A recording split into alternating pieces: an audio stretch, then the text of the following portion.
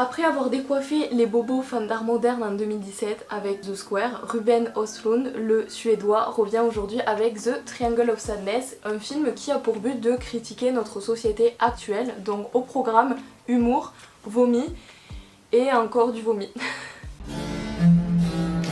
Who looks paid for the tickets? Not bad, huh? She's an influencer. Not bad, not bad. Yeah. So what do you do? I sell shit.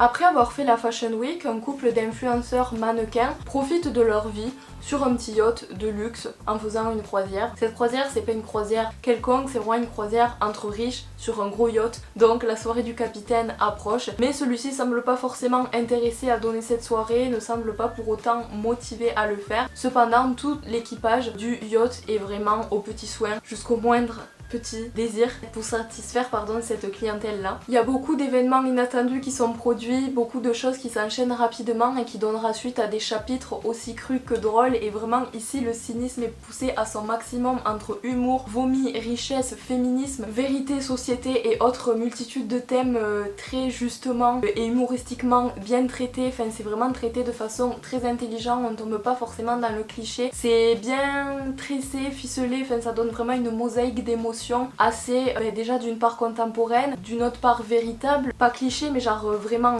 la vérité, les choses que vous avez pu vous voir dans des restaurants ou si vous côtoyez des événements ou des soirées mondaines ou j'en sais rien. En tout cas on a tous eu droit un jour à un scandale fait par un riche, et non, l'argent, tout ne se règle pas qu'avec l'argent et ça vous verrez.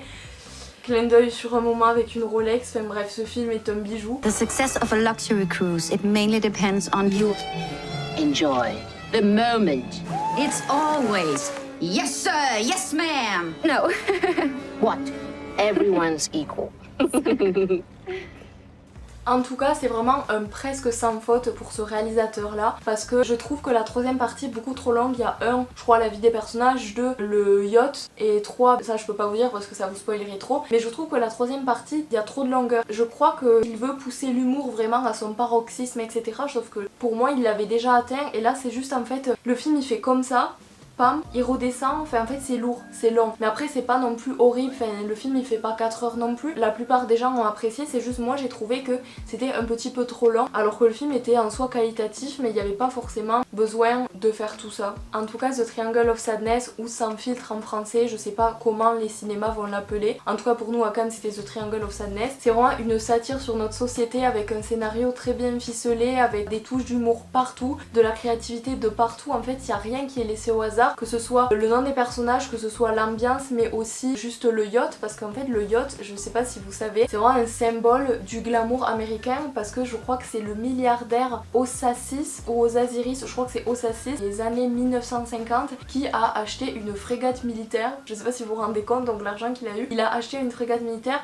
pour le retaper et en faire un yacht de luxe, et c'est sur ce yacht que Ruben a fait tourner ses acteurs. Vraiment ce film il est vraiment bourré de références, et dès qu'il sort au cinéma, je crois que c'est le 28 septembre, vraiment allez le voir, parce que déjà d'une part il est Palme d'Or, donc pour la culture, pour la curiosité, mais même si vous voulez passer un bon moment, franchement en famille ce film il peut se voir. Si vous amenez pas quelqu'un qui est sensible, il y a beaucoup de personnes qui ont quitté la salle, d'une part parce qu'ils étaient riches et se sentaient visés, alors que je pense qu'il faut rire de tout, mais d'autre part parce qu'il y a des personnes qui sont très sensibles. Je rencontre beaucoup plus de personnes qui sont phobiques du vomi, du caca, etc.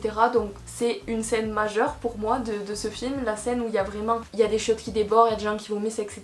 Donc ça sera forcément dans la bande-annonce, je spoil rien. De toute façon, les films de Ruben, il y a toujours des terroristes, des fillettes qui explosent, des satires de la société, donc si vous êtes sensible, faut pas aller voir forcément ça au cinéma. À part Happy Sweden, je l'ai pas vu, c'est Snow Therapy, je crois que c'est le seul qui vraiment peut passer. Et vraiment c'est un film qui nous surprend niveau scénario, parce que évidemment la presse en a parlé, il parle de vomi, il parle de chiasse, de diarrhée, etc. C'est vraiment compliqué de mettre des mots assez élégants sur ces scènes là, parce que du coup c'est pas possible, parce que ce film il est vraiment très élégant au début, en fait c'est très cliché, limite comme un documentaire, donc en fait on se demande quand est-ce que ce moment va arriver, donc c'est pour ça que je l'ai trouvé très intelligemment ficelé ce film, et là en fait on se demande quand ce moment va arriver, puisque tout est fait dans la richesse, la délicatesse, avec des petites pincettes et avec de l'or, tu vois, donc c'est drôle.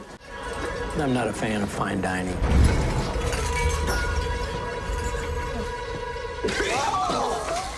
Darius, Didn't look well. En soi, le film il est assez simple, l'histoire est un peu bateau avec un message très peu original. Non, l'argent ne règle pas tout, fuck la société, nanani nanana. Mais c'est un film, ma foi, qui ose tout et qui est tellement original niveau la réalisation, elle est tellement qualitative qu'on ne peut qu'apprécier ce film et l'apprécier à sa juste valeur, même si encore une fois le message il est pas non plus hyper original, mais c'est tellement dynamique que en fait on peut que se laisser porter par l'œuvre sans forcément se poser de questions et sans passer un mauvais moment, sauf si vous trouvez comme moi que le troisième acte est un peu long. Mais donc je crois que je vous l'ai dit dans ma vidéo de Cannes que je vous mettrai en description, j'ai fait des vlogs sur Cannes, des sortes de reportages pour vous montrer Cannes sans filtre comme ce film et vous montrer vraiment les bons, les mauvais côtés, etc. J'ai pas vu ce film dans mes vlogs, je l'ai vu vraiment quand il a remporté la Palme d'Or, puisque au Grand Théâtre Lumière il projette le film où on descend la Palme d'Or, donc je l'avais pas vu pendant Cannes, pendant mes jours là-bas. Avec Lindon en président du jury, j'aurais su que ça allait être ce film parce qu'il l'a dit, il aime trop les films sociaux qui racontent quelque chose, qui racontent une histoire. C'était un peu gagné d'avance. The Triangle of Sadness ou le triangle de la tristesse en français. En fait c'est la zone discernée par les chirurgiens esthétiques juste au-dessus des sourcils et entre les yeux pour discerner la zone où intégrer le botox. Donc 3 zones comme les 3 axes, donc vous allez parfaitement vous délecter, qui raconte parfaitement l'histoire de ce couple d'influenceurs totalement insupportable et reflétant parfaitement la société dans laquelle nous vivons actuellement.